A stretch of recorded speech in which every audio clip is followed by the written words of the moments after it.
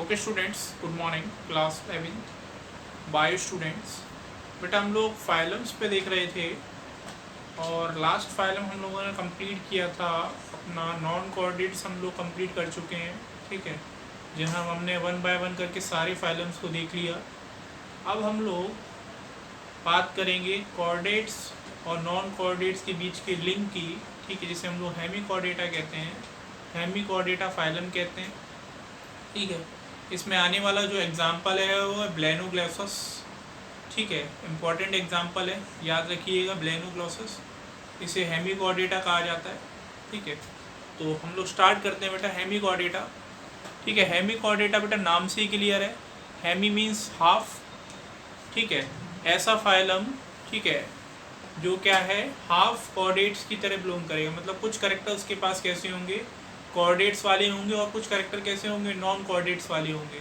ये इनके बीच की क्या होती है, कड़ी माना जाता है, कनेक्टिंग लिंक माना जाता है। ये नॉन कोऑर्डिनेट्स को कोऑर्डिनेट्स से जोड़ते हैं। या ये कह सकते हैं कि जब नॉन कोऑर्डिनेट्स से कोऑर्डिनेट्स बन रहे थे तो उसके बीच में जो बने, ठीक है, एक चेन की तरह जिन्होंने काम किया, वो कौन थे, हेमी कोऑर्डिनेटा थे। कौन थे बेटा, हेमी कोऑर्डिनेटा। तो स्टार्ट करते हैं बेटा अपना फाइलम, जिसका नाम है हेमी कोऑर्डिनेटा। ठीक है, इम्पॉर्टेंट फाइलम है। ठीक है, नीट के लिए भी इम्पॉर्टेंट है और एकेडमिक के लिए भी इम्पॉर्टेंट है। Hemichordata phylum, hemichordata phylum. Hemichordata जो है नाम से क्लियर है, it is made up of 2 words. ये 2 वर्ड्स से मिलके बना है हेमी कोऑर्डिनेटा। ठीक है, इसमें एक वर्ड है हेमी। हेमी का मतलब होता है हाफ, और कोऑर्डिनेटा मतलब कोऑर्डिनेट्स। कोऑर्डिनेटा मतलब कोऑर्डिनेट्स। ठीक है, मतलब ये हाफ कोऑर्डिनेट्स की तरह इनको माना जाता है। हेमी कोऑर्डिनेटा के जो मेंबर्स हैं इन्हें हम लोग हाफ कोऑर्डिनेट्स कहते हैं। इन्हें क्या कहते हैं बेटा, हाफ कोऑर्डिनेट्स हम लोग कहते हैं। फाइलम हेमी कोऑर्डिनेटा के जो मेंबर्स होते हैं इन्हें हम लोग हाफ कोऑर्डिनेट्स कहते हैं। इसके बाद फाइलम हेमी कोऑर्डिनेटा के जो मेंबर्स हैं इसमें हमें सबसे पहले और लेवल ऑफ ऑर्गेनाइजेशन देखते हैं। ये जो फाइलम है इसका लेवल ऑफ ऑर्गेनाइजेशन क्या है। ठीक है, फिर हम लोग देखेंगे इसका बॉडी सिमेट्री क्या है। ठीक है, बॉडी सिमेट्री पे वर्क करेंगे। फिर इसके बाद इसकी जर्म लेयर देखेंगे कितनी है, जर्म लेयर कितनी है। फिर बॉडी प्लान की बात करेंगे, बॉडी प्लान कैसा है इसका। ठीक है, ये सारी बातें जो है हम लोग अभी जस्ट करने वाले हैं। और बॉडी कैविटी, बॉडी कैविटी। तो बेटा फाइलम हेमी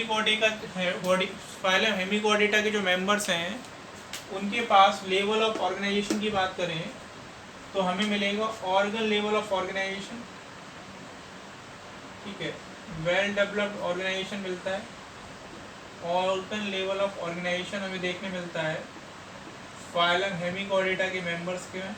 ठीक है, ऑर्गन लेवल ऑफ ऑर्गेनाइजेशन मिलेगा। ठीक है, वेल डेवलप्ड सिस्टम मिलता है इनके पास। ठीक है, organ system level of organisation इसमें देखने मिलेगा। बॉडी सिमेट्री की बात करें तो यहाँ हमें बायलेटरल सिमेट्री देखने मिलती है। बायलेटरल में बता चुका हूँ आप लोगों को, जहाँ बॉडी एक ही प्लेन से 2 बराबर भाग में कटती है उसे बायलेटरल सिमेट्री कहा जाता है। जर्म लेयर की बात करें तो नो डाउट ट्रिप्लोब्लास्टिक होगा, जो चला आ रहा है वही है। ट्रिप्लोब्लास्टिक का मतलब मैं बता चुका हूँ आपको, जहाँ तीनों जर्म लेयर्स प्रेजेंट होती हैं। ठीक है, बॉडी ऑर्गन्स को बनाने के लिए जहाँ तीनों जर्म लेयर्स पार्ट करती हैं उसे ट्रिप्लोब्लास्टिक बोला जाता है। ठीक है, एक्टोडर्म, मेसोडर्म, एंडोडर्म तीनों जर्म लेयर में प्रेजेंट होंगी तो उसे ये बोला जाएगा। इसके बाद बॉडी प्लान की बात करें तो बॉडी प्लान जो होगा वो यहाँ tube with in tube body plan हमें देखने मिलेगा। Tube with in tube body plan. ठीक है, बॉडी अपने आप में एक ट्यूब होगी, उसके अंदर कंप्लीट डाइजेस्टिव ट्यूब मिलेगी, इस वजह से इसे बोल रहे हैं tube with in tube body plan. Body cavity की बात करें तो इसके पास ट्रू कैविटी देखने मिलती है, इसी वजह से सिलोमेट बोला जाता है। क्या बोला जाता है बेटा? सिलोमेट। सिलोमेट का मतलब होता है जहाँ ट्रू बॉडी कैविटी हमें देखने मिलती है मेसोडर्म के थ्रू, उसे बोलते हैं हम लोग सिलोमेट। क्या बोलते हैं बेटा? सिलोमेट बोला जाता है, ठीक है, उसे हम लोग क्या बोलते हैं? सिलोमेट बोला जाता है, ठीक है। फाइलम हेमिकॉर्डेटा को पहले हम लोग क्या मानते थे कि ये कॉर्डेटा का ही सब फाइलम मानते थे, ठीक है। फाइलम हेमिकॉर्डेटा को हम लोग पहले, ठीक है, हम लोग क्या मानते थे? सब फाइलम मानते थे, किसका? कॉर्डेटा का, ठीक है। और उसका मानने का कारण क्या था बेटा? क्योंकि इसके पास हमें एक नोटोकॉर्ड लाइक स्ट्रक्चर देखने मिलता था, ठीक है, जिसे हम लोग नोटोकॉर्ड ही मान लिया था हमने, ठीक है, क्योंकि हमें मालूम है नोटोकॉर्ड का पाया जाना किसका करेक्टर है? कॉर्डेट्स का करेक्टर है, ठीक है। कभी भी लाइफ टाइम के अंदर अगर हमें नोटोकॉर्ड मिल रही है तो ये करेक्टर किसका है? ये करेक्टर है कॉर्डेट्स का, ठीक है। ये करेक्टर किसका है? कॉर्डेट्स का है। तो लंबे समय तक हेमिकॉर्डेटा को हमने सब फाइलम माना था, किसका? कॉर्डेटा का। और ये चीज़ जो थी वो गलत थी, रॉन्ग थी, ठीक है। क्यों माना था इसे? इसका कारण क्या था कि इसका जो माउथ है, ठीक है, बकल कैविटी जो है, वहाँ पर हमें स्टोमोकॉर्ड मिल रहा था। क्या मिल रहा था? स्टोमोकॉर्ड। और ये स्टोमोकॉर्ड कहाँ मिल रहा था? Roof of buccal cavity. Buccal cavity की जो रूफ होती है वहाँ पर हमें ये स्टोमोकॉर्ड मिल रहा था, और it resemble like a notochord. It resemble like a notochord, ठीक है, और ये नोटोकॉर्ड की तरह लग रहा था। इस वजह से इसे हमने लंबे समय तक सब फाइलम माना था कॉर्डेटा का। लेकिन बाद में पता चला ये स्टोमोकॉर्ड जो है वो नोटोकॉर्ड नहीं है, ठीक है, ठीक है। बाद में पता चला ये जो स्ट्रक्चर है जो नोटोकॉर्ड जैसा लग रहा है वो नोटोकॉर्ड नहीं है, ठीक है, ये नोटोकॉर्ड नहीं है। इस वजह से इसे फिर क्या कर दिया? यहाँ से हटा के एक अलग सेपरेट फाइलम में रख दिया, इसका नाम है हेमिकॉर्डेटा, ठीक है। एक अलग नॉन कोऑर्डिनेट्स ग्रुप बना दिया और अलग कोऑर्डिनेट्स ग्रुप बना दिया, जिसे हमने हेमिकॉर्डेटा के अंदर रख दिया, ठीक है। अब इसकी बात करते हैं बेटा हैबिटेट की। हैबिटेट किस प्रकार का होता है हेमिकॉर्डेटा के अंदर?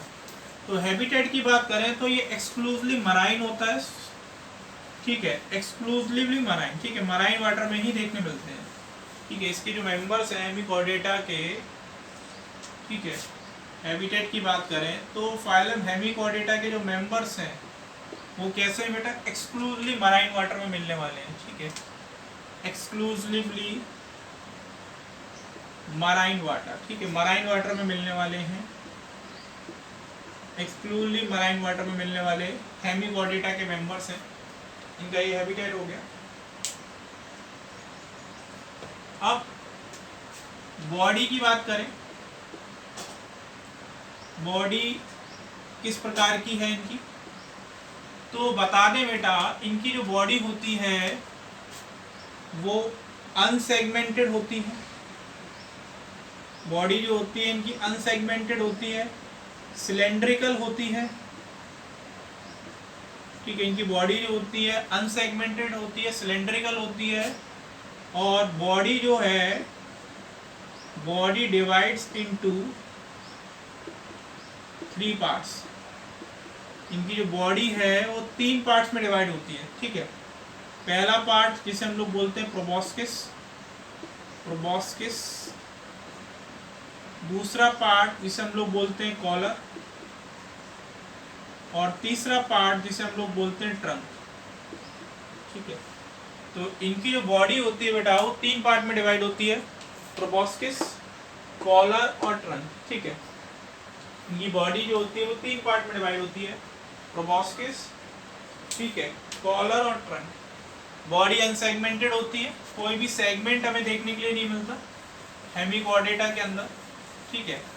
अब थोड़ा सा डायग्रामेटिकली थोड़ा सा और समझ लेते हैं, जिससे माइंड में पिक्चर समझ में आ जाएगी इसकी पिक्चर है क्या। ठीक है, मैंने क्या कहा, इनकी बॉडी जो होती है अनसेगमेंटेड होती है और सिलेंड्रिकल लाइक होती है। ठीक है, कैसे होती है, अनसेगमेंटेड होती है और सिलेंड्रिकल लाइक होती है। तो हम लोग क्या बनाएंगे, सिलेंड्रिकल बॉडी बनाएंगे। ठीक है, ये बना लिया हमने। ठीक है, अनसेगमेंटेड होती है। ठीक है, तो इस तरीके से मैंने इसको प्लेस कर दिया। इस तरीके से कुछ बॉडी होती है फाइलम हेमिकॉर्डेटा की। तो इसके 3 पार्ट मैंने बताए। एक पार्ट मैंने बताया प्रोबॉस्किस, तो ये जो है वो एंटीरियर पार्ट है प्रोबॉस्किस, इसे माउथ रीजन बोला जाता है। इसके बाद कॉलर और लास्ट ट्रंक। ट्रंक जो है बेटा इसका पोस्टीरियर पार्ट है, आगे वाला सिरा इंटीरियर होता है, प्रोबॉस्किस होता है। Collar middle one, middle part को हम लोग कॉलर कहते हैं, ध्यान रखिएगा। लार्ज पार्ट जो होता है इसका वो ट्रंक होता है। ठीक है, इसका जो लार्ज पार्ट होता है वो ट्रंक होता है। तो फाइलम हेमिकॉर्डेटा के जितने भी मेंबर्स हैं उनमें हमें ये 3 पार्ट देखने मिलते हैं, प्रोबॉस्किस, कॉलर और trunk. Proboscis mouth anterior part, collar middle one, trunk posterior और लार्ज पार्ट। ये हमें देखने के लिए मिलेगा किसके अंदर, इसके अंदर देखने मिलेगा। अब हम लोग बात करते हैं डाइजेस्टिव सिस्टम। अब हम लोग बात करते हैं डाइजेस्टिव सिस्टम की। डाइजेस्टिव सिस्टम की बात करें तो डाइजेस्टिव सिस्टम जो है वो हमें कंप्लीट मिलता है। यहां जो हमें डाइजेस्टिव सिस्टम मिलेगा वो कंप्लीट मिलेगा, वेल डेवलप्ड मिलेगा, complete well developed digestive system मिलता है। ठीक है, 2 ओपनिंग होती है इसके पास, माउथ और एनस। माउथ और एनस 2 ओपनिंग इसके पास देखने के लिए मिलती है, कंप्लीट होता है। माउथ से इंजेक्शन होता है। ठीक है, ये हमें देखने मिलेगा, कंप्लीट डाइजेस्टिव ट्रैक्ट होगा इसके पास। इसके बाद सर्कुलेटरी सिस्टम की बात करें तो सर्कुलेटरी सिस्टम किस प्रकार का है इसके पास। सर्कुलेटरी सिस्टम जो है वो ओपन टाइप का होता है। सर्कुलेटरी सिस्टम जो है इसका वो ओपन टाइप का होता है बेटा। ठीक है, ओपन टाइप का सर्कुलेटरी सिस्टम हमें इसमें देखने मिलता है। ठीक है, ओपन टाइप का सर्कुलेटरी सिस्टम जो है वो ओपन टाइप का है, मतलब ब्लड वेसल्स वगैरह कुछ नहीं होती। ओपन सर्कुलेटरी सिस्टम मिलता है इसके अंदर हमें, ओपन। ठीक है, ओपन सर्कुलेटरी सिस्टम मिलेगा फाइलम हेमिकॉर्डेटा के अंदर। रेस्पिरेशन जो है ये किसके थ्रू करेंगे, गिल्स के थ्रू। रेस्पिरेशन के लिए इनके पास गिल्स होते हैं, याद रखिएगा। रेस्पिरेशन के लिए इनके पास कौन सा स्ट्रक्चर है बेटा, गिल्स है। रेस्पिरेशन के लिए गिल्स मिलते हैं इनके पास। और एक्सक्रीशन जो होता है, एक्सक्रीशन जो होता है वो मान लीजिए प्रोबॉस्किस ग्लैंड्स। ठीक है, इनके प्रोबॉस्किस वाले रीजन में क्या होती हैं, प्रोबॉस्किस ग्लैंड होती है, उसके थ्रू क्या होता है, इनका एक्सक्रीशन होता है। ठीक है, उनके थ्रू क्या होगा, इसका एक्सक्रीशन होगा प्रोबॉस्किस ग्लैंड के थ्रू। अब हम लोग इसकी रिप्रोडक्शन की बात कर लेते हैं। ठीक है, रिप्रोडक्शन की, डेवलपमेंट की, ठीक है, और लार्वा की। ठीक है, ये 3 पॉइंट्स जो हैं देख लेते हैं। बेटा रिप्रोडक्शन जो होता है ये सेक्सुअल के थ्रू करना पसंद करते हैं। ठीक है, यूनिसेक्सुअल होते हैं। रिप्रोडक्शन जो होता है, रिप्रोडक्शन जो है वो कैसा करते हैं, सेक्सुअल के थ्रू। ठीक है, इनमें सेक्सुअल रिप्रोडक्शन प्रेजेंट होता है, सेक्सुअल रिप्रोडक्शन प्रेजेंट। ठीक है, सेक्सुअल डाइमॉर्फिज्म देखने मिलती है। ठीक है, यूनिसेक्सुअल होते हैं। ठीक है, एक पेरेंट के पास एक ही सेक्स होता है, यूनिसेक्सुअल होते हैं, सेक्सुअल डायमॉर्फिज्म देखने मिलती है। फर्टिलाइजेशन जो होगा वो एक्सटर्नल होता है इनका। फर्टिलाइजेशन जो ये करते हैं बेटा वो एक्सटर्नल फर्टिलाइजेशन करते हैं, बॉडी के बाहर होगा, पेरेंट बॉडी के। फर्टिलाइजेशन जो होगा वो एक्सटर्नल होगा, एक्सटर्नल फर्टिलाइजेशन, एक्सटर्नल फर्टिलाइजेशन होगा। डेवलपमेंट की बात करें तो फाइलम हेमिकोर्डेटा के जो मेंबर्स हैं इनके पास डेवलपमेंट हमें इनडायरेक्ट देखने मिलता है। कैसा मिलता है बेटा? इनडायरेक्ट डेवलपमेंट देखने मिलता है, ठीक है। तो डेवलपमेंट की बात करें, डेवलपमेंट कैसा है इसके पास? इनडायरेक्ट डेवलपमेंट है। इनडायरेक्ट डेवलपमेंट देखने मिलेगा हमें, इनडायरेक्ट डेवलपमेंट मिलेगा, मतलब लार्वा स्टेज में प्रेजेंट होगी, लार्वा प्रेजेंट। और इसका जो लार्वा होता है उसे टोर्नेरिया लार्वा कहते हैं, टोर्नेरिया लार्वा, याद रखिएगा। इसका जो लार्वा होता है उसे टोर्नेरिया लार्वा कहा जाता है। एग्जाम्पल देख लो उसके क्या क्या हैं, एनसीईआरटी में जो एग्जाम्पल दिए हैं वही याद रखने। एक है ब्लेनोग्लॉसस, ब्लेनोग्लॉसस, ठीक है, और दूसरा है सेकेलोग्लॉसस, ब्लेनोग्लॉसस और सेकेलोग्लॉसस। इन दोनों को ही हम लोग एक कॉमन नाम से जानते हैं, टंग वॉर्म। इन्हें हम लोग टंग वॉर्म कहते हैं। क्या बोलते हैं? Tongue worm. इन्हें टंग वॉर्म क्यों बोला जाता है? It is called tongue worm because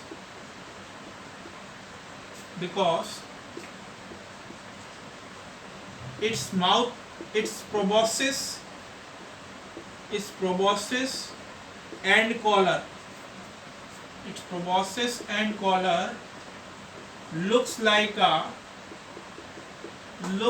a tongue, tongue की तरह दिखाई देता है, ठीक है। It look like a tongue, इसी वजह से हम लोग is that's why we called as tongue worm, ठीक है। इसी वजह से इन्हें हम लोग टंग वॉर्म कहते हैं। इसी वजह से इन्हें क्या बोलते हैं बेटा? हम लोग टंग वॉर्म के नाम से भी जानते हैं, ठीक है। तो ये हो गया आपका फाइलम हेमिकोर्डेटा। इसका डायग्राम एनसीईआरटी में दिया गया है, वो डायग्राम आपको बनाना है, ठीक है। वो डायग्राम आपको क्या करना है? ड्रॉ करना है। इस तरीके से आपने देखा होगा इसका डायग्राम, एनसीईआरटी में दिया होगा, ठीक है। इस तरीके से इसका डायग्राम दिया होगा ब्लेनोग्लॉसस का, वो डायग्राम आपको ड्रॉ करना है अपनी नोटबुक में, ठीक है। इस तरीके से डायग्राम आपने दिया होगा, ठीक है, ब्लेनोग्लॉसस, ठीक है। इस तरीके से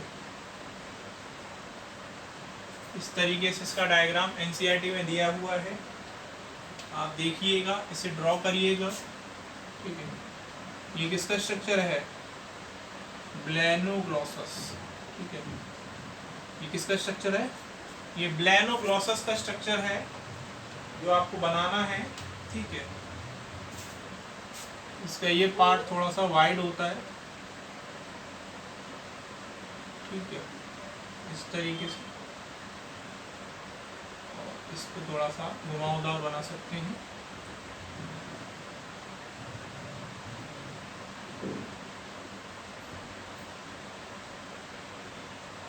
इस तरीके से, ठीक है।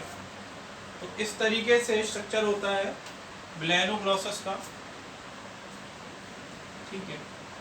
इसे आप ड्रॉ करेंगे एनसीईआरटी में, इस तरीके से स्ट्रक्चर है,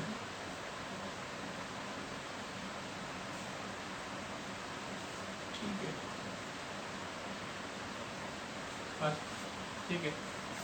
तो इसका ये जो रीजन है हम लोग बोलते हैं proboscis, collar, then last part जो है वो ट्रंक है, तो ये बेटा हेमिकॉर्डेटा हो गया हमारा।